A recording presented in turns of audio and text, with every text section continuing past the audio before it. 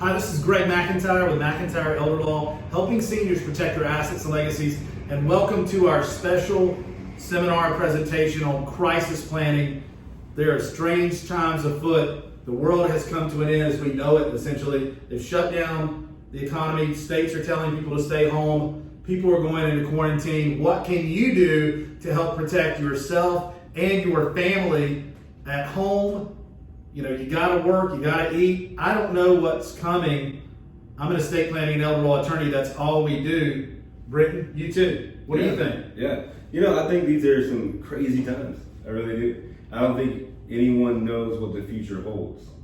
And that could really be true for, you know, even the past, before this whole COVID-19 pandemic, right? Right. So, but now the proof is in the pudding, right? Sure. I mean, now we know that when we say you don't know what tomorrow holds. I've told people for years, you don't know what might happen. We try to plan for all contingencies. But if you would have told me somebody would have bitten the head off a bat in China and it would have caused a global pandemic that would have shut down the American economy, Right. I'd have told you you were crazy. Yeah. Not so far-fetched now, is it? So we don't know what's going to happen. We don't know what the future holds. We need to plan for contingencies. We need estate planning that is sophisticated. Right. Sophisticated means you don't print your documents offline and try to do it yourself, okay? You don't say, I want a simple will, and I only want, can you cut it down to 1 page or 2 pages? There's a reason why our documents are somewhat voluminous, so to speak, right? Because we're trying to plan for contingencies of what may come. That's very important. What about the elephant in the room, Britton? I don't know what you're talking about. Or, I have no idea or should I say, what we're talking about the here. elephant guns in the room? How about that? This is what my living room looks like. We're filming out of Britton's living room this morning, okay? But I don't know, Britton, which one are you taking? What you got? Well, you know, I got I want the pump. Yeah, I want the ever trusty semi-automatic pistol grip. When you cock this shotgun right here, Yeah. it makes a distinct noise. Let me put the mic down. So you can see. When you do this, I mean, it makes a distinct noise. It really does. Always store your firearms for the safety home. So That's right. yeah, when you do that, it makes a distinct sound. It gets attention, man. It gets attention. I'll tell you what, That was a fully auto, or that was a semi-automatic. Not fully auto. Not fully, yeah, semi-automatic right Not there. fully auto. Yeah. Disclaimer. That's You get a visceral reaction from Yeah. hearing that pump sound. Mhm. For real. I mean, that will stop someone dead in their tracks. It would. Yeah. Nobody wants to shoot anybody. We don't want to have to. We want to be able to protect our homes and our families, right? You know, I think most gun owners, they don't want to shoot anybody. Right. In fact, I would agree. In fact, you know, I mean, most gun owners, you know, go through a lot of training to get disciplined about the tools that they're using, these firearms. You know, they definitely don't want to shoot anyone. I don't think anyone else wants to shoot anyone either, right? But I think it's important to be prepared. I think a lot of people think it's important to be prepared.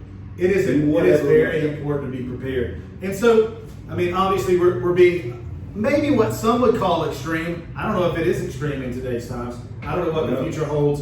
And if you need to protect your home and your family, that's up to you. You know, the Constitution and the Second Amendment makes our country extremely great, where you can do that.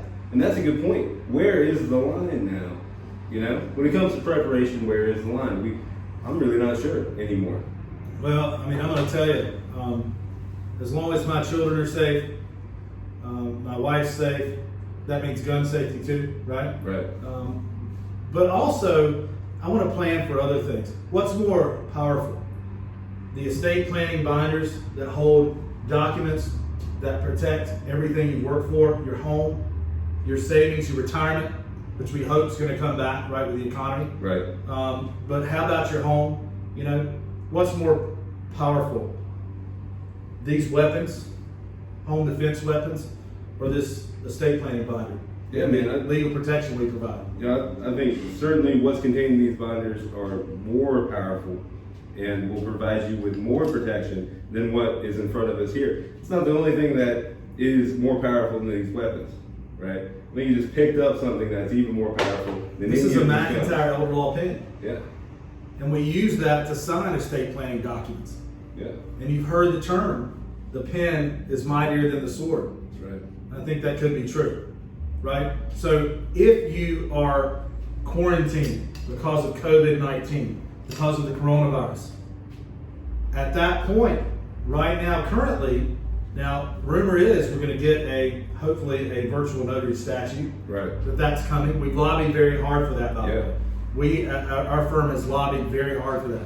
We've had the help of some great people in political office and other attorneys to help lobby for that. But without a virtual notary statute, without those, you're done at that point. Right. It's too late. If you wanted to appoint an agent outside of your hospital room, facility, quarantine facility, home, wherever you are, if you wanted to appoint someone else, you would essentially not be able to do that because you have to have that document notarized.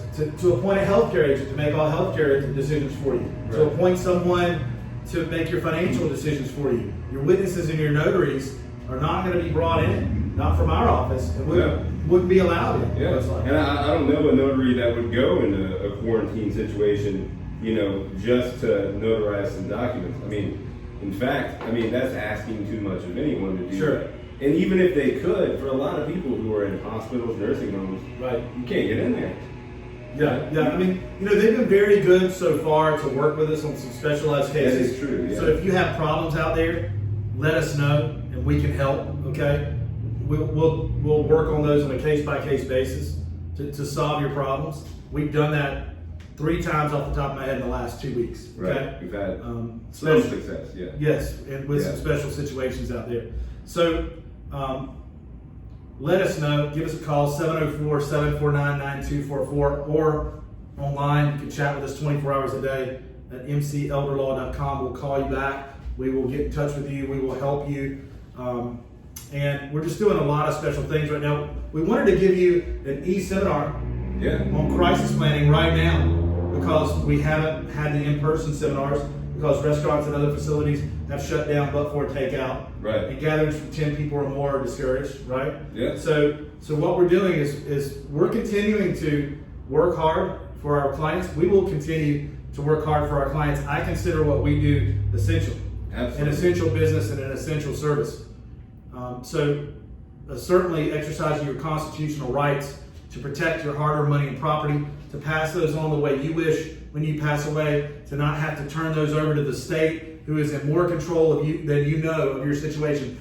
If you have ever wondered when I have said, do not lose your hard-earned money and property to the state and what that means, if you have ever wondered about that, it should not be a question in your mind that I was telling you the truth or what that means right now, because the state just took away a ton of rights with what is being said, and I hope is for our own good, right? Yeah. But the road to somewhere was paved with good intentions, right? Okay, and to what damage to our economy and the world. So let's see how that all works out. But the state has an enormous control over our lives, and the only thing we have is our individual rights to protect ourselves, to control our hard-earned money and property, and to get home with it, to provide for our families, and hopefully pass it to next generations. Okay? Right. Right now, that should be paramount. So let's, without further ado, this is the Are You Ready? Estate Planning, really crisis planning seminar. I'm Greg McIntyre, JDMBA. Brenton and I are, this is Brenton Bagley, Brenton S. Bagley, B.S. Bagley. He is a JD LLM. What does an LLM mean? It means that I have a master's degree in law, right? Okay. And the type of master's degree in law that I have is in tax. And I won't do your tax returns. I don't do, 1099s, don't bring them to me. Right? Sure.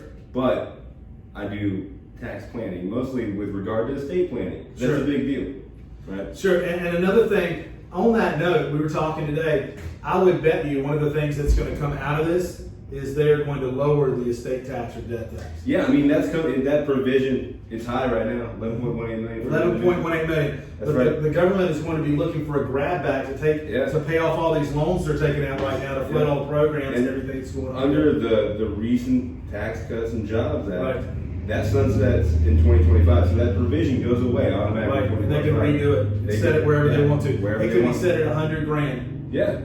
And if that's true, one way to not beat it, that's the wrong answer, but to extend or maximize your tax protection, trusts are very good at that. Yeah. Trusts do a great job at that. That's something that we have a lot of experience in, and very glad that we have Britton, who's has an LLM in tax with us to help us do that planning. So, we're a member of Elder Council. Elder Council is a national group of elder law attorneys. That gives us a very deep bench. That way we can help solve their problems. They can help solve ours. And by they, I mean other attorneys around the country. Okay? Right. And we communicate back and forth on different issues. So if there's something I haven't seen before or they haven't seen before, we go back and forth and help each other solve problems.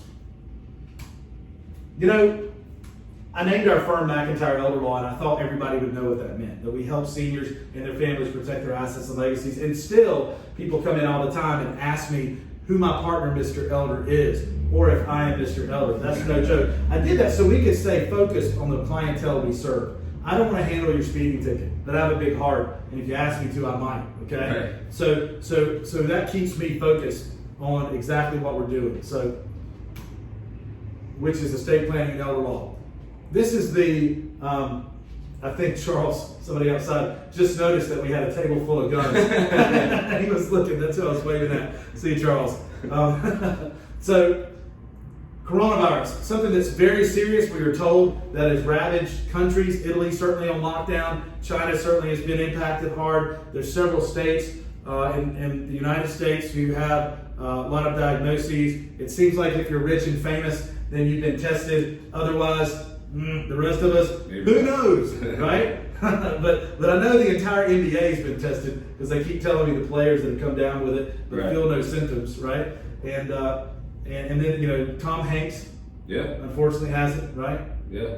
Forrest Gump has corona. Yeah. But, you know, so far the rest of us, we're on our own, okay? So either I have allergies, right? No, I don't know. You know, you just don't know. So we want to help people. We want to still continue to help people, and how can we do that? So that's what we're going to talk about today, okay? What new issues do you think, Britton, that the coronavirus and the current state of affairs bring about in the world of estate planning and elder law? Yeah, I think that, you know, there's a lot of fear going on right now with regard to not only a global pandemic, but, you know, people thinking, what is going to happen to the economy? What's going to happen to my retirement? Right. And what's going to happen to my hard-earned assets, like my home, right? Right. Are my kids going to have I don't something? think people know exactly. The reason I say hard-earned money and property, I don't know that everybody knows exactly what all their assets are or what that means. Yeah. That means every single thing you own. Yeah. Retirement, stocks. Whether you owe on it or not. How's the your car- market doing right now? How's the market doing? You know, not good. Not good at all. If you got cash, it's not a bad time to invest in the market. Yeah. But certainly continue. I'm sorry, I didn't mean to interrupt. Oh, no. I mean, that is a good point. You know, it's down market, good time to buy. But, you know, for a lot of people, they don't know what to do. Right. They really don't. Because in a time like this, I mean, we don't know how long this might last. Right. So, you know, if people are reticent to take their money and to put it in the economy when it could be down for longer. Maybe that stock won't jump up in price. You never know, right? I've been thinking about that. Yeah. And I've been hesitant to pull the trigger. Right. There's some stock I'd like to buy right now that is historically low. Right. But I don't know if it's going to go lower. Good stock too. Right. That when it's low, it bounces back, right? Right. But we don't know. Yeah. And if we don't know, our clients don't know, right? And that's a big deal. But we want to be able to give people the ability to control what they can control. Right. And that's what we're talking about. Yeah, that's exactly right. And when you're talking about, there's a lot of fear out there. You turn on every news channel, and they're fear mongering, right? Yeah. They're telling you the worst. They're trying not to keep a steady diet. That is not what we want to do with having a table full of guns and ammo and those things. But we do want to get your attention and make a point, okay? Right. This, to me, does not inspire fear at all. This actually means that I feel confident we've taken control to protect our homes, our families, right? And we have the ability to do that, no matter what may come. Right. Also, this estate planning binder, this McIntyre Elder Law pen, this makes me feel confident that Steph and I have a plan in place that, thank you, brother, you helped me put in place, okay? And wrote that for us. And that we signed into place last summer that helps us protect our hard-earned money and property. If I had to go into quarantine, I know that Stephanie would have full, carte blanche rights to manage our financial affairs, right? Yeah. And take care of me. Vice versa with her. Same with healthcare situations. Same with how our money and property would be protected or be held in trust to provide for our kids when they got the age that they wanted to go to college. And appoint the right person to handle the executor in our will or be the trustee for the trust for our children. Right. Those things are extremely important and give me peace of mind. Oh yeah. Give me real peace of mind. Peace of mind is a big deal. I can see people coming up to us and be like, "Great, Brent, why you got a table full of guns?" Right? But here's the thing. You think we might get that question? We might. I think we will. But this is an illustration. Right. A peace of mind. And that's the thing. I would also point out that as much as it is a constitutional right to have money, property, to protect it and pass it, it's also an equally or maybe a more important constitutional right to be able to defend yourself in your home. Right. Okay? Just throwing that in there. But go ahead. Yes. Also a big deal. And that's really tied into the whole peace of mind idea. Sure. Now, like we said, hopefully none of these guns will ever be fired at a human being. I hope not. But I want my wife to know how to use them. I want my kids to know how to use them. Right. Because I want them to know how to protect themselves if they need to. And it's a great illustration because, hopefully none of my clients need medication, right? I hope not. I hope I never have to pull this gun out. Any of them, ever. Because I hope things don't go sideways and civil order breaks down, right? I hope I don't ever have to go to that extreme. Yeah. But what's not an extreme are the percentage of people on planet Earth who need some type of Medicaid. And if you wondered why I'm so adamant, these are the people that I want to protect. My beautiful wife, my children, my grandfather. My grandfather had to go on Medicaid to pay for long-term care. He was in assisted living for more than 14 years, or for approximately 14 years, and died at the ripe old age of 99. He lost everything he had, including his home and his truck. He used to trade trucks every 2 weeks, Britain. No kidding. You would have liked my grandfather, okay? And what percentage of people, I'm not sure what the chances are of civil disorder and society breaking down, but I do know the percentage of people that are going to need long-term care that's in-home assisted living or nursing home care, and that's 70%. Yeah. 70%. So those are high odds. That number is going up too. And the reason why is because we have an aging population. We have this baby boomer population. We call it baby boomer because it's just a huge boom of children all at one time after the I feel like there's going to be a quarantine boom coming up. They're going to call them quarantine boomers. Quarantiners. Babies born because everybody's quarantined together. And that could be very. That could be. I really think that that's going to be a thing. Yeah. So you can make a Lifetime movie or a Hallmark movie. Quarantiners. Yeah. Anyway, but there's a high chance that you're going to need some type of long-term care. And the question is, do you have long-term care insurance to pay for it, right? Or do you have you self-insured? How's your retirement doing? Yeah. How's that money in the market doing that you set aside to pay for your long-term care? And even if you have set aside money to pay for long-term care, hopefully you set aside hundreds of thousands of dollars. Hundreds of thousands. And even if you have set aside hundreds of thousands of dollars, there may be a better way to pay for long-term care rather than to use that to pay on care. What if you could not use that to pay on care and maybe preserve those assets for your family? Maybe use the pot that you've been chipping into your whole life. Get some of your tax money back. Yeah. Right. Some of the money you gave, to do that. So those are the chances, and that's what we want to help people prepare for.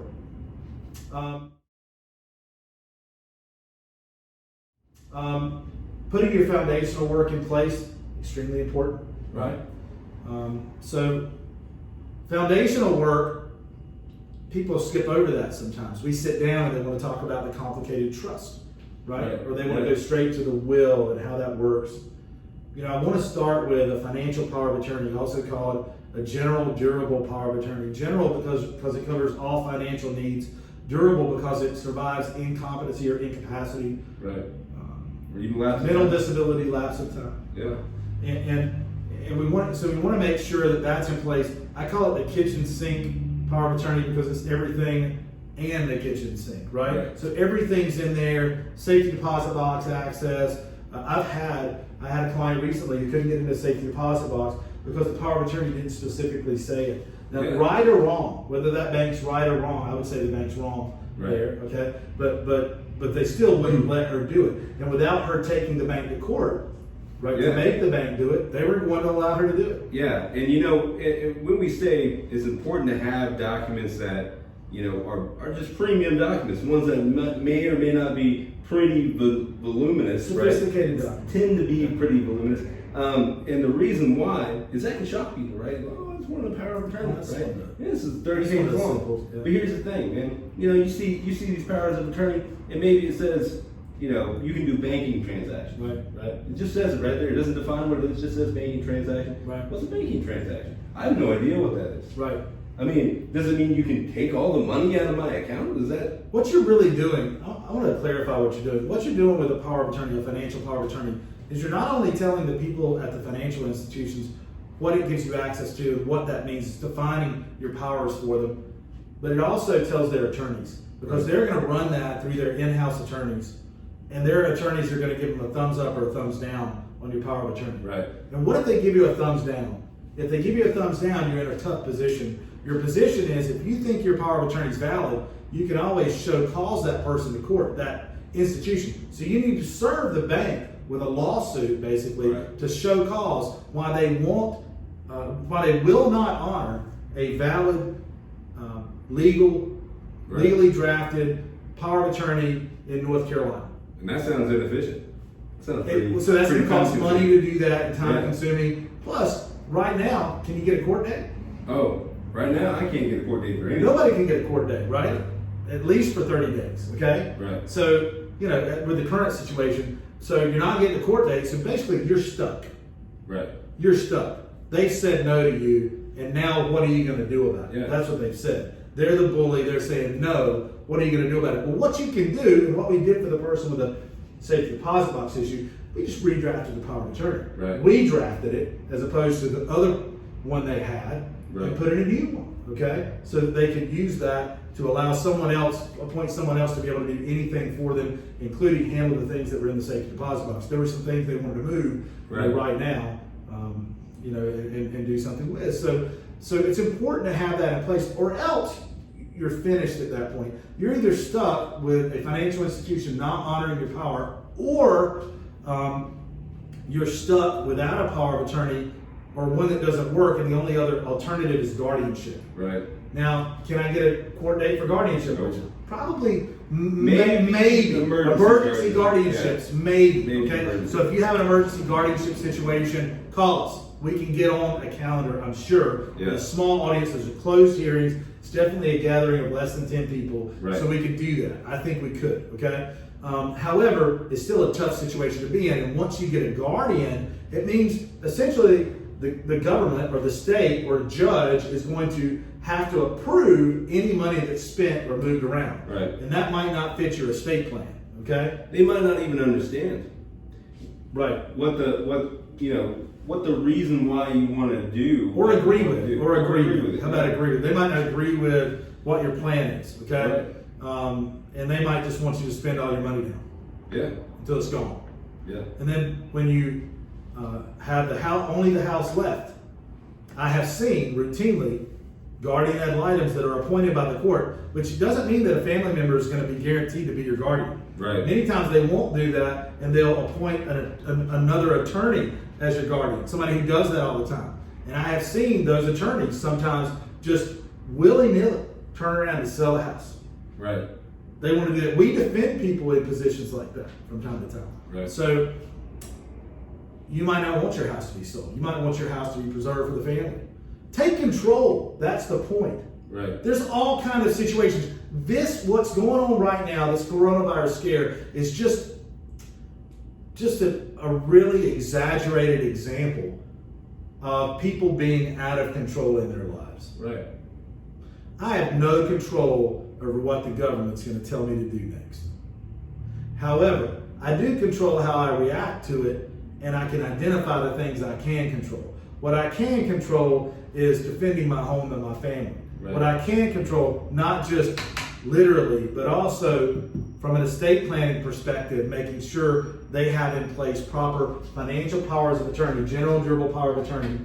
And then I might want to move to the healthcare power of attorney. Why is it important that I appoint someone, the right person to manage my healthcare issues? I mean, this is a healthcare scare, right? Yeah, It's a healthcare I mean, it's a big deal. There's a good chance that any of us could end up in the hospital no matter how healthy we are. Sure. Right? And we need the ability to have someone to act on our behalf if we can't, whether we're just too sick to, Right. maybe we're incompetent or incapacitated. And there's many situations where someone would need to act on your behalf as if they were you to make decisions like, procedures, medications, pain management. Sure. Even the ability to hire and fire medical staff, which, I mean, I can't overstate how big of a deal that is. You have, nursing homes and assisted living, they do a great job, okay? Sure. They tend to do They've got a great tough job. They do have a very tough job, and I don't want to understate how, good of a job they do, but things happen. And it's a big deal if you can go in and stop that from happening to your loved one, whether it's neglect or any type of abuse. Mm-hmm. That's something that we handle quite a bit of. Sure. Is that nursing home neglect or abuse. And in a lot of situations, things could have been stopped if they had a healthcare power of attorney that specified, right? Because it's got to specify that that loved one has the ability to act on your behalf with regard to hiring and firing medical staff. But it goes even beyond that, even access to medical records, right? It's HIPAA compliant. And you want to have a HIPAA authorization. Oh yeah, you got to. That's federal law. I mean, What about mental health issues? Yeah, People don't address those in power of attorneys a lot. And that's a separate statute. I'm going to say it's maybe 122C. It's a separate healthcare statute. Right. And mental health issues are really prevalent, especially in cases of Alzheimer's and dementia. And it's really questionable whether a general healthcare power of attorney, your standard one that, form a healthcare power of attorney document will cover mental health issues. Yeah. I mean, a lot of my clients tell me, if I get to that point, I don't want to be doped up on drugs. Right. There might be certain drugs that I want my loved ones to be able to tell the doctor or tell the nurse practitioner, my loved one doesn't want that. Right. They don't want to be doped up on barbiturates and not know where they are. Right. They don't necessarily be chemically restrained, right? I'm not going to put you in jail. I'm not going to take you to court to say you need to be in jail. You committed no crime, but we're going to chemically restrain you for the rest of your life with medications, which I think is horrible and happens every day, by the way. Okay, and very controversial. So it needs to be discussed more. Is it important for me to appoint someone I trust to take care of me? Absolutely. I have 6 kids. Yeah. They cannot agree on anything, ever. Yeah. It will maybe never come a day where they agree, the color of this estate planning binder, right? The color of this AR-15 is black, okay? Right. They might not agree on that, okay? Yeah. I can picture myself laying there waiting on them to reach the right decision, and the doctor's like, well, you guys are the next of kin. Yeah. Figure it out. We need a decision.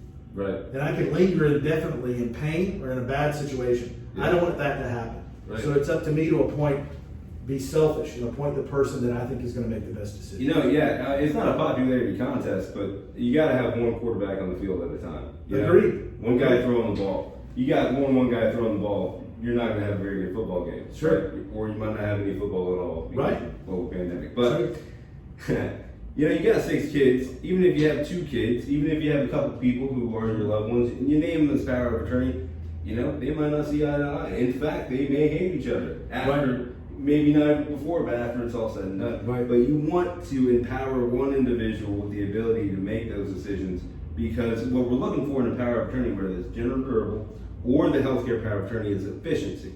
We want things to be able to get done quickly, because it's a matter of life and death a lot of times. Sure. And so you want to appoint someone who will make the right decision, that quarterback that'll run the plays in for the family, help up with the family, right? And reach those right decisions. Extremely important. I've moved on to the living will, which I don't think there's been a time where this is more apropos. Right. Okay? I mean, the living will, if you turn on the television, all you hear or the radio, ventilators. Yeah. We need enough ventilators. if you look at pictures of people in Italy in hospitals, they're on ventilators, right? Yeah. With these plastic things over their heads, so they can't I guess spread whatever they have. Right.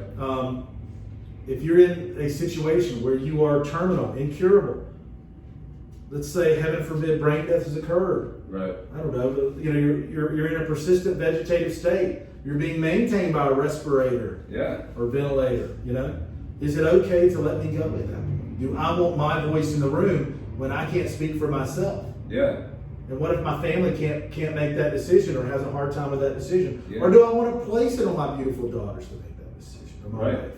Right. It's a hard decision to make. Sure. If you declare your desire to die a natural death, that is something that's easy to deal with. If someone has to make that decision, whether or not they do make that decision for you, they're going to take time to make it because it is a hard decision. And they're going to live with that decision for the rest of their life. Yeah, not only will they live with that decision for the rest of their life, that what if, but it takes time to make that decision. Sure. And Right. at that point, what happens to me? I'm just lingering on. Yeah. Okay. And you're also racking up medical bills. And you're running up a big bill. And it's really important, especially in the state of North Carolina. If you rack up medical bills, not only can that be applied to your estate and what's passing to your loved ones, but spouses become personally liable for medical debt in North Carolina. Through the doctrine of necessaries. Right. It's that old, antiquated, stupid doctrine that we still have around. So you're hanging that burden around around your spouse's neck. Right. Which some people might be like, yes. No. Hopefully you're not that way, okay? Yeah. But you're hanging that burden around your spouse's neck, and your assets or her assets or his assets are going to have to pay those. Right. and all medical bills within the last year of your life Yeah. attaching the estate. Okay, there's lots of ways to avoid that. Yeah. Your decision that you make in the living will, which is wrongly named, it should be a declaration for a desire for a natural death, what Brent said. Right. But it's an important document. It's something that is definitely front and center right now with everything that's going on. Absolutely. So important healthcare documents, important to get those in place. And then what about your will? Yeah. Do you have a probatable will in place? People think that probating wills is easy. They think they can, man, I've got a will. I cannot tell you how many wills I've reviewed that are not probatable. Some of them hodgepodge written, printed off the internet, Stricken through. maybe written by Yeah. other attorneys, just to be honest, okay? Right. But you have to have a will that is probatable under the North Carolina will statute. Right. And there's certain elements that have to be present in that will. Well, the clerk won't even take it. Or the clerk will not take it, will reject it. Right. And It's got to be the original too. it has to be the original will. I go back and forth with people all the time. I was on the phone with somebody the other day. Oh yeah, I know that one's not signed. Okay, well, needs to be the original will, it has to be signed and properly there. Okay, well, no, we've got a copy.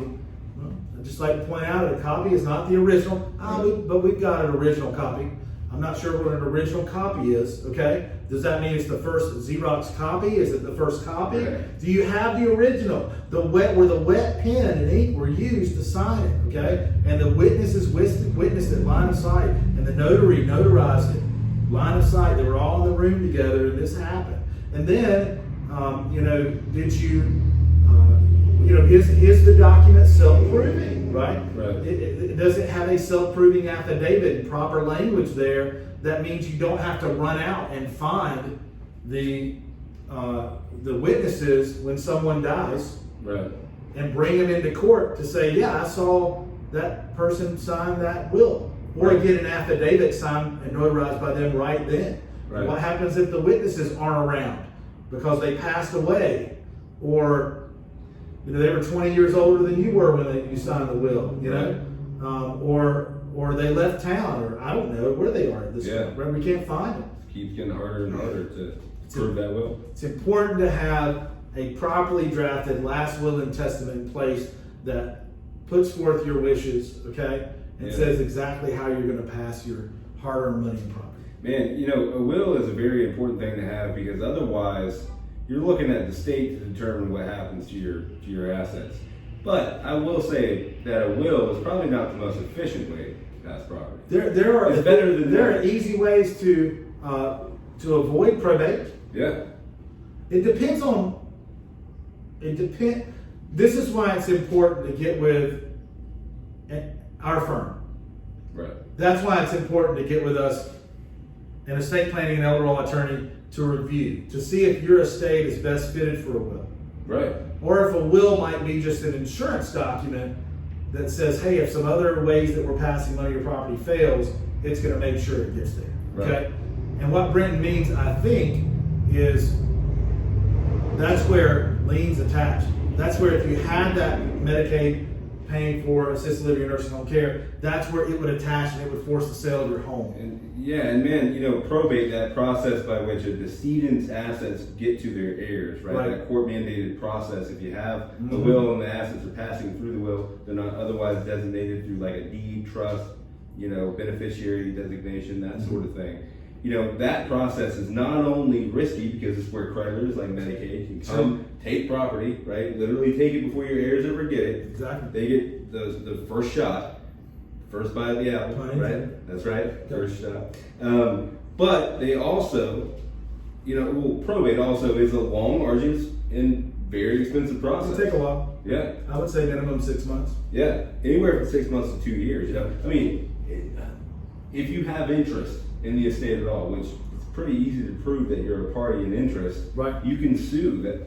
The challenge that caveat suits. We handle those. Yeah, we handle will challenges. Yeah, and if someone sues in an estate, man, that can take a long time. It's going to draw everything out. Yeah. Yep. It puts the brakes on everything. So get your estate planning affairs in order, especially your foundational work. Do not skip over the foundational work, right? Because it is extremely important, and because we're going to give you more than you paid for today, more than you bargained for, okay? And I'm pretty sure this is free, okay? So we're going to continue on. We're going to dig a little deeper. We're going to pull another layer off the onion, okay? And we're going to go deeper, and we're going to talk a little bit more about some more sophisticated estate planning. We're going to get into trust. And we're going to get into trust pretty heavily. So let's move on. Before we get to trust, though, I feel like we just covered those. Yeah.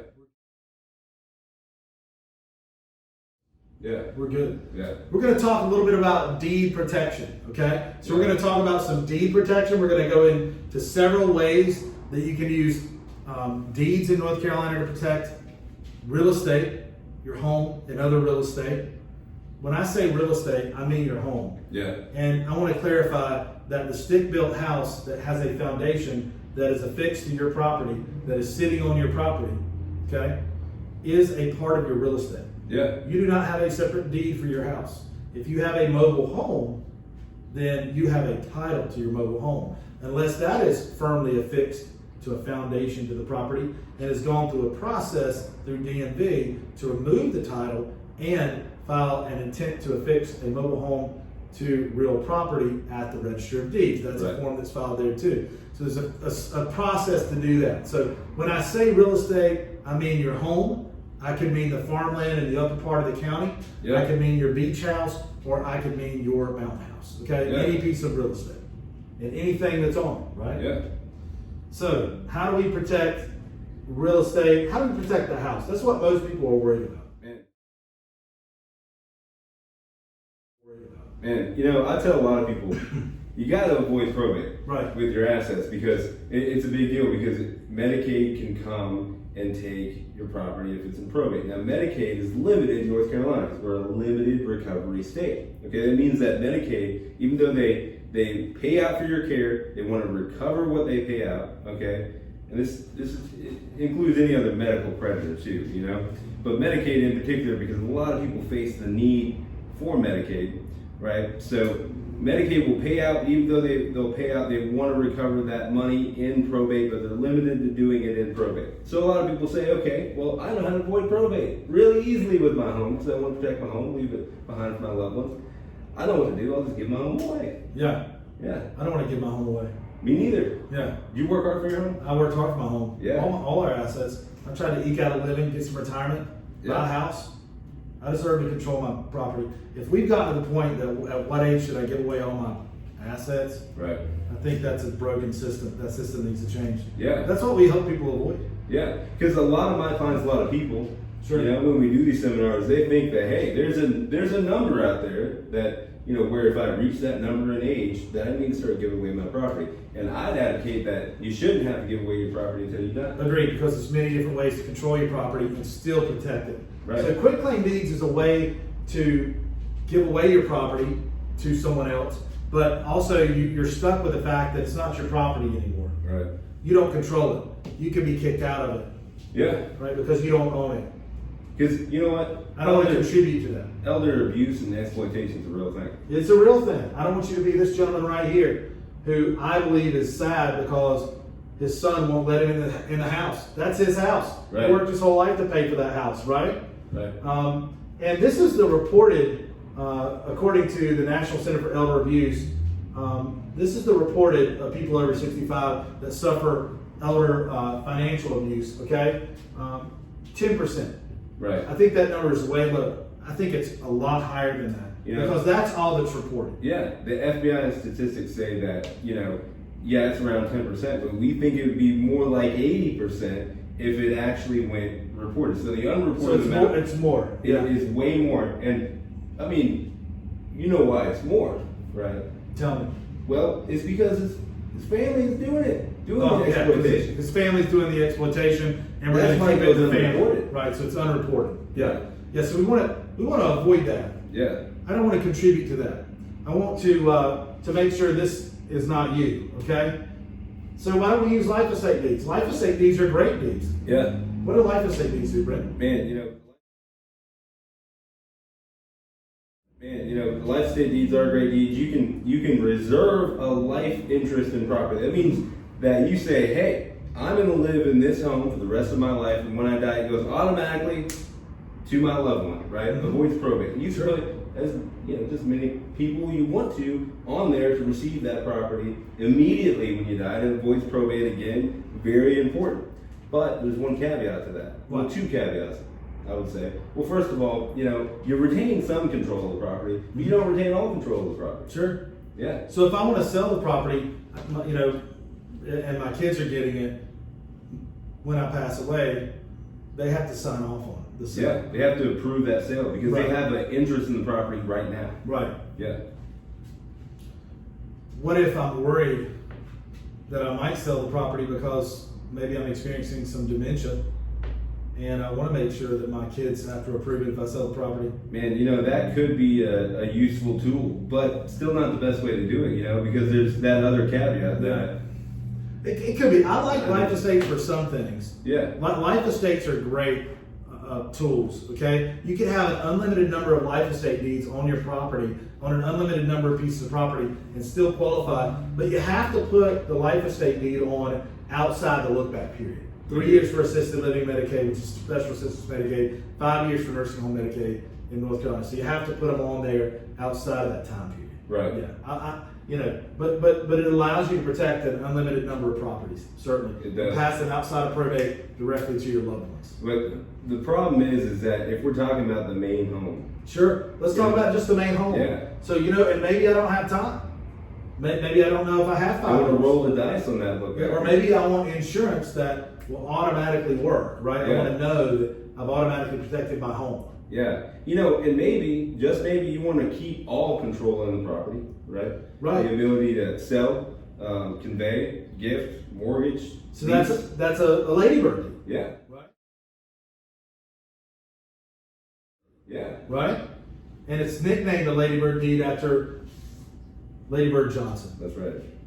Lyndon B. Johnson's administration implemented the Medicare and Medicaid program. Right. I think that's why they call it that, but not sure. Okay, rumors abound. So it's also called an enhanced life estate deed. So it's built off the framework of a life estate deed, right? Right. And protects your home and any surrounding parcel of land or property up to a value of $572,000. Right. It's Medicaid policy. Stays out of probate and doesn't trigger that infamous Sure. 3 to 5 year look back period. 3 years for assisted living, 5 years for nursing home care. And a lot of people wonder how that is.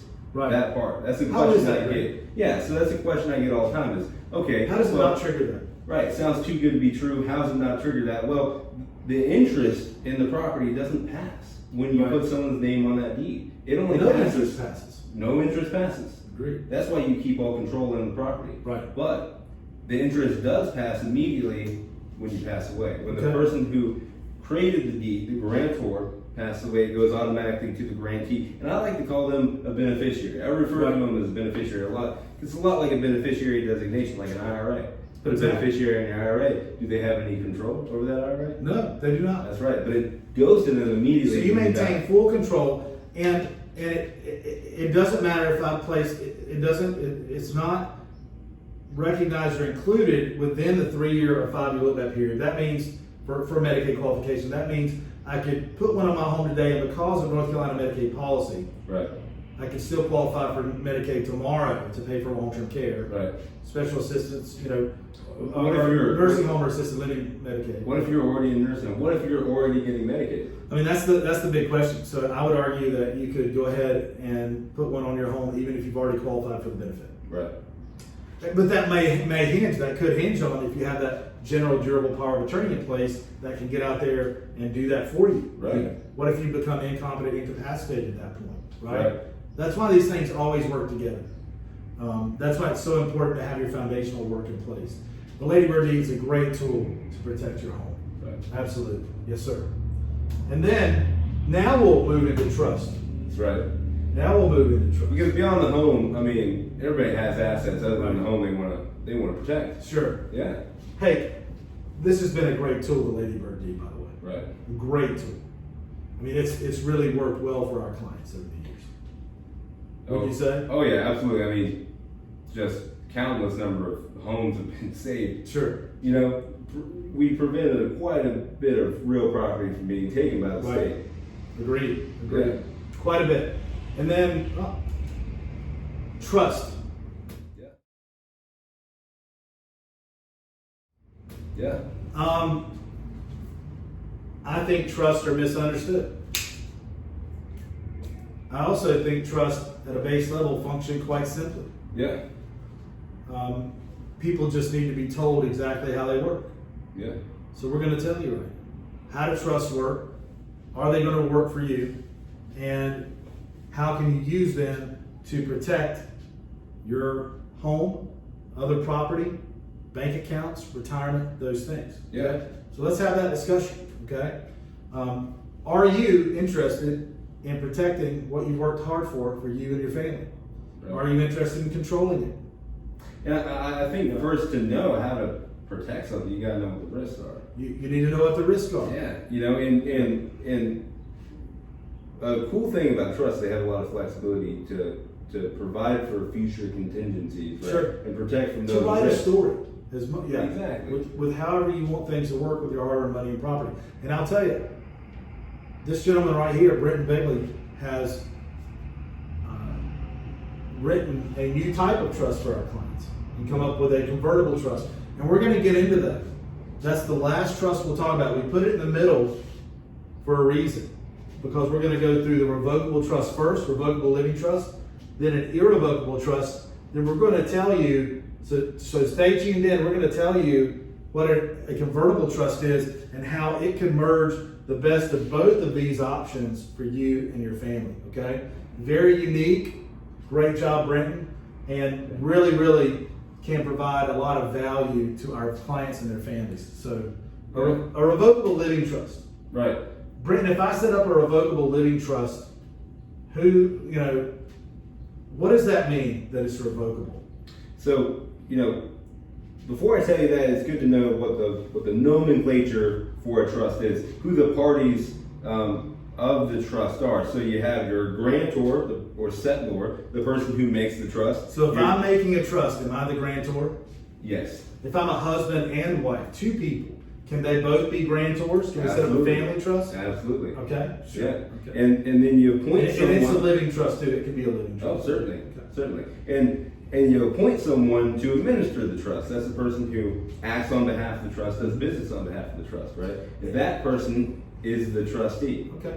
Does that it can be me. Can I be the trustee of my own trust? You can be the grantor. Because I want to be in control of my assets right now. Right. And that's what makes it a revocable trust. Really, is if you have the ability to be both the person who makes the trust and the trustee of the trust. Because you can change that trust in any way. Sure. Revoking the trust, the ability to revoke it, is not just the ability to amend the trust so that it no longer exists. It's also the ability to take something out of the trust, right? Because if you take everything out of the trust, what do you got? Nothing. You right? just have a An legal empty pot. document, or an empty pot. You got an empty pot. Sure. Yeah. So that's essentially de facto revocation of the trust, right? And then let me just end with that description by saying that the beneficiaries are the third party to the trust. They can be lifetime beneficiaries, meaning that during the lifetime of the grantors, they can receive some type of benefit from the trust. And then there's death beneficiaries who receive death benefit after the grantors have passed away. That's the nomenclature now with a revocable trust. Typically, you have a trustee and grantor as the same person because, hey, I created this trust. I want to be able to manage it. Because I want to be able to put anything into it and take anything out of it and control it. And from a tax perspective, it's tied to my Social Security number, so there's no separate tax return for the trust. Nope, it's all just flow through. But there's some extra liability protection. Plus, it avoids probate. It adds beneficiaries. Yeah. Everything I have in the trust, so it makes things easy. The trustee can change when I die. I'm going to appoint my wife the trustee, and then one of my oldest son, for instance, secondarily. You know, speaking of your kids, why might you want to set up a trust? The reason I want a revocable living trust, or the reason I want a trust, you can set up a trust and will. It's called a testamentary trust, right? Absolutely. So, regardless, I would want my property and money to be held in trust to provide for my children, and then I don't want to curse my children with a lot of money at 18 years old. Okay, I want to give them that money over time. And I want to also make it discretionary. So I want to put in there my intent for them to get their educations. Now, they don't have to go to college. I'd like for them to go to college. I think that's important for them. They're smart kids. But, one of them might want to do a trade. So if they want to go to trade school, I'm fine with that too. In fact, if you can run a business right now and do a trade, you can make a lot of money. Okay. So I want them to be able to be able to take care of themselves. Right. Yeah. Or a welder, something. Yeah. But I want them to be able to take care of themselves and their families, but I don't want them to get a lot of money at 18 years old. If I would have gotten a ton of money at 18, I would have just blown it. Yeah. Stupid stuff, just stupid stuff. Yeah. And Lamborghinis or something. Just silly things, and then I would not have had the education. I would not have had the drive, the desire. Yeah. Right? Sometimes money can kill drive and desire. Okay. Absolutely. Because what's the point at that point, right? I've got everything I need, right? Yeah. Especially at a young age, you don't understand that. So I don't want to depress that desire, that drive, and that need to get the education so that they can manage the money. So then, maybe at 25, after they've had a chance to get some experience, maybe some work experience, certainly college under their belt, maybe they're in grad school, maybe they've already gone to grad school. Maybe at 25, I want to start dispensing some money to them, but not all at one time. Right. Maybe 10% for the next 10 years so that it's dispersed over time to help them with their lives and get on their feet and into their careers. I think that's a good plan. That's my plan. Yeah. That's actually my plan. Yeah. It's a 10 and 10. I call it a 10 and 10 now. Yeah. You do a discretionary trust till 25 and then 10 and 10 distribution. Yeah. 10% over 10 years. And man, it's amazing to be able to have that, hand on the wheel outside the grave, right? Oh man, dead hand control. Yeah. Yeah, remote control sticking up from the grave. I already have that in place. And I know that, I'm not going to really ruin my kids, by giving them too much too early. Right. Mainly, most of my money would come from life insurance at this point. Yeah. And I have plenty of life insurance because it would take a lot to replace me to send all the kids to college, all 6 children to college, and help take care of my wife, who, not that she, can't do that herself, but, when you get, when you're taking care of 6 kids, somebody's got to take care of the kids. You know what I mean? Oh, yeah. So that requires a lot of time and attention. She does a great job of that and working for her from time to time. So those things are important for me to have in place and to put in place peace of mind. Yeah. That's absolutely. extremely important to me. So, in a revocable trust, we talked about risks that you might face, and a revocable trust is a really cool thing because it avoids probate. So you consolidate all your assets in one place, Sure. and then boom, you can just pass it however you want to, however you write that story. But there's one caveat to the whole avoidance of probate thing with a revocable trust is a lot of people don't know this because they think, okay, well, if I pass my assets outside of probate, the Medicaid can't take them. But there's one caveat to that, and it's built into an actual statute. So if it's in a revocable trust and it passes through a revocable trust, Medicaid still has access to the ability to come in and take that property. Yeah, the thing, because I'm basically in control of that property. They count it as my property. Yeah. So it's no protection at all, and some people get this wrong. Yeah. And are very shocked to know it when they go apply for Medicaid and pay for long-term care, or they come to us, but we have a trust. We know that, but it's revocable, and you're the trustee. Yeah. So all of those assets count against you as they're still your assets. Yeah. That look-back clock never started ticking. Yeah. Right? You never got past that. You never actually protected your assets. Right. That's a big contrast to make between a revocable trust and an irrevocable trust. We draft a trust called a Medicaid Asset Protection Trust, just in-house. That's kind of the term. It's specifically designed to be irrevocable and protect against that look-back period of 3 years for assisted living Medicaid and 5 years for nursing home Medicaid in North Carolina. And it's specifically designed to make those separate assets than yours, okay, under those rules. Yeah. So you can still draw income off of investments. I could put lots of money in that trust and still help live off the income and dividends, right? Yeah. From stock in that trust or whatever it is, right? Yeah. Annuities in the trust, whatever it is. I can still live off the income, but the assets become protected by the trust.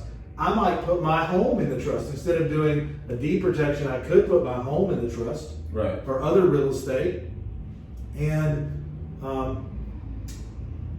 it gives my family some flexibility to say, sell the home if it's sitting empty for years because I'm in care, and I'm maybe not coming out, or rent the property because it's in disrepair, or they need the money to help keep it up, right? Yeah. They want to keep it in the family, but they need the money to help keep it up. Maybe they want to rent it, and if they rented it and it wasn't in the trust, then that rent would be counted as my income and have to be paid to the facility, and not go to fix up the house or to keep it in repair. So that money from the rents or sale of the home can stay in an account of the EIN number, which is the tax ID number essentially of the trust, tax identification number, and it's not counted as my asset. So I have flexibility there. Whereas if it were in deed protection and I sold my property, then I may be over-resourced. Right. And then that would become a problem that kicks Medicaid offline. They're no longer paying for my care at that point. Right. Okay. There's ways around that, but there's ways around that too, even in that situation. But that is something that allows for a bit more straightforward flexibility with an irrevocable trust, with real estate. Right. So why might someone be hesitant to have an irrevocable trust? Maybe I'll tell you, revocable, man, that looks like a great option because I want control of my assets. Yeah. Man, this irrevocable trust, this Medicaid Asset Protection Trust, that looks like a great option because I want my property protected. So I have control over here, I have protection over here, but you know what? I want both. Yeah. What if I can have control and protection when I need it? Is that possible? I think it is possible. And I so that's what I got from a lot of my clients is I realized that, man, they could benefit from a revocable trust. They could benefit from a Medicaid Asset Protection Trust too, an irrevocable trust. Sure. And it's a big deal that you have the ability to both have protection and control. And I thought to myself, well, how do we let our clients have their cake and eat it too? That's what I'm looking for. Right? Sure. Best of both worlds. All right, so convertible trust. That's where they come in. A convertible. Okay. Convertible trust. Like a convertible. A drop top trust. Drop top Chevy. Yeah. Whatever. Okay. Yeah. I'm in in a convertible trust. Right. So it starts out as revocable. Right. Okay. So it starts revocable. I'm in control of everything. That's right. Maybe my wife and I. It's a family trust. Yeah. I'm in control of everything in there. Yeah. I can take it out. As you fix it, wish. Whatever. Yeah. Do whatever you It's want. tagged to my social security number. Absolutely. It's not taxable as a separate trust. That's right. Okay. But all of those assets in that trust are going to count as your resources for Medicaid if you ever try to Sure. qualify. No, but I don't want that either. Yeah, you don't So I want want to that protect against that. How do I And it do doesn't that? give you the same protection that irrevocable trust does. So what you want is the ability for your revocable trust to automatically become irrevocable when you need it to. Automatically. Okay? Automatically, that's right. If Automatically it starts become raining, I irrevocable. want the top to come up. That's right. You want to hit that button, top comes Well, up. I don't even want to hit. What if I don't want to hit? I don't even want to have to hit the button. That's true. That's true. I can hit the button. That's true. I can sign like a one-pager amendment and convert that thing to irrevocable if I want at the time, right? Well, what I can we press the do, button. what we Yeah. do with our convertible is we build in a sensor, right? Okay. Into that. It So knows it when can it's be raining. automatic. It Yeah. knows when it's raining. Yeah, It knows when I become incompetent. that's right. Or incapacitated, or there's a big healthcare risk or scare that comes about Yeah. that threatens long-term care down the road. So built into the trust is language that says if these things happen, these triggering events happen. Triggering events. I like that. Yeah, Pun intended. Also. Yeah, that's right. Looking for scoping out all the puns. Scoping out all the puns. That's right. The triggering event. That's right. So, triggering event causes the trust to go from revocable to irrevocable. Sure. Which that's when you need it to be irrevocable because these triggering events mean that you're either incapacitated, incompetent, you're placed in a nursing facility for an indefinite amount of time. Right. Things like that. Maybe you're diagnosed with a debilitating disease, Right. Like dementia or So at Lewy that body point, I or- want that look-back clock to start ticking. That's right. On You that know? those assets I have in the trust. Now, this is a very good point. I want to illustrate that the look back period is something that scared people for a long time. Right. Look back period is, and we've told people don't trigger that look back period unless we tell you to. Because if you just give away your home, right? Right. Let's say you give away your home and you trigger look back period. Well, you have all these other assets that would count against you to qualify for Medicaid. So it's not a good thing to do because even if you wait 3 years or 5 years, depending on the level of care that you need, Right. you still don't qualify. Sure. But if you put everything in your trust and it becomes irrevocable, guess what? All you have to do is make it past the look back period and you're home free. Right. Right. What about, the trustee, I assume if I'm the trustee and then it becomes irrevocable in the convertible trust, the top comes up, it's been raining because I have that healthcare event that's been diagnosed. Yeah. And it goes irrevocable. It goes to a third party trustee. Let's say that's my oldest son. Yeah. Okay. Now I know in the trust we build in a legal fiduciary duty for my son to protect, grow, groom those assets for me. Just keep those assets for me for the rest of my life. Right. Right? Keep them safe. He has a legal fiduciary duty to do that. Oh yeah. And a fiduciary duty is not something that should be understated. That's a big deal. That Sure. means that you can be held liable if you don't do your duty. Right. It is a legal duty, a legal standard that's placed upon your shoulders. Now, as long as you're acting in good faith, you're not going to be held liable. But if you don't act in good faith, right, you could be. And so that person that is your trustee, you're not giving everything away to that individual. They're acting on your behalf, which is a very different thing than just losing all control over your assets. Because it's your relationship with your son that determines your level of control over that trust. Right. Right? Well, I think that's an amazing tool. That's exactly what I want.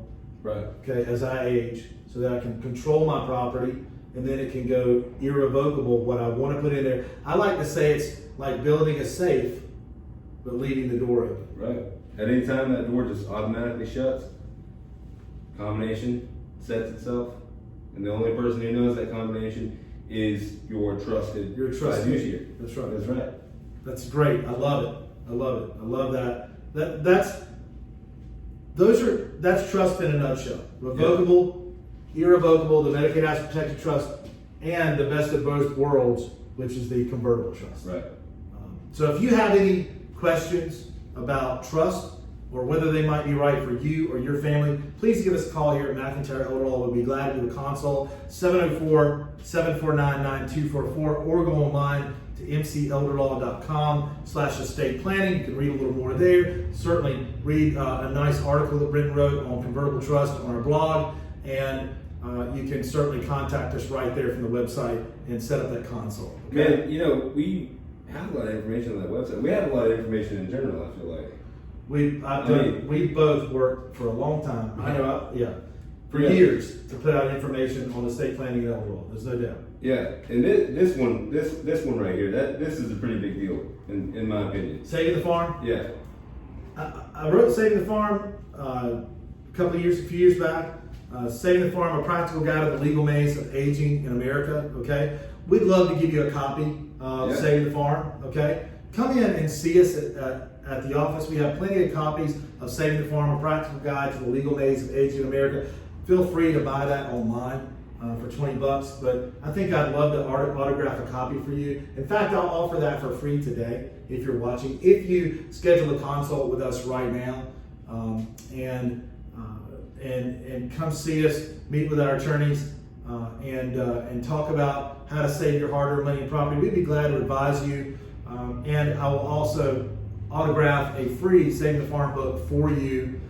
Would love to do that. Okay, I'd love to offer that right now. I generally offer that to people who come to our seminars, and I'd offer that to our viewers here today because we're not putting those on right now with the current healthcare events that are going on in our country. So, anyone who is taking the time to watch this, virtual seminar and listen to us, talk about protecting assets and Medicaid, all that good stuff, right? I think that those people have a lot more questions, right? And maybe want more information. Not only can you go to our website, watch our videos, read our articles, read the book, but you can also sit down with us for an hour for free, right? We usually charge about $150 for a consultation. But we're offering a free consult today too? I think we will. Okay, I think so. All right, okay. Yeah. Okay, so we're gonna waive, if you're watching this eSeminar right now, we're gonna waive, for the time being, if you're watching this, we're waiving our $150 consult fee.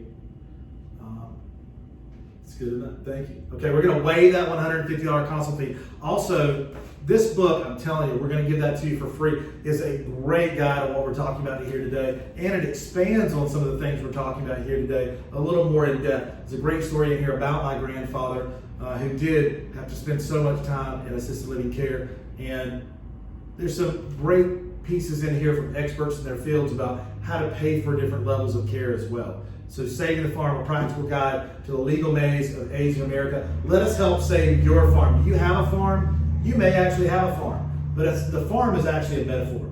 The farm is your assets. It's everything you work for. It's your home. It's your retirement. It's everything you work for your entire life. Right. So that's the farm. We'd love to do that. Also, I have a great visual guide. I have several visual guides to estate planning. I'm a very visual person. So I work very hard to put together a visual guide to estate planning. It looks kind of like a game board, but it can show you and your family, and you may have a little more time with your family. Steph and I were talking today about some of the positives of this situation. We've spent so much time together here lately. Right. We do anyway, especially on the weekends, but we just spent more time together, certainly come together as a family a little tighter, and that's great. Yeah.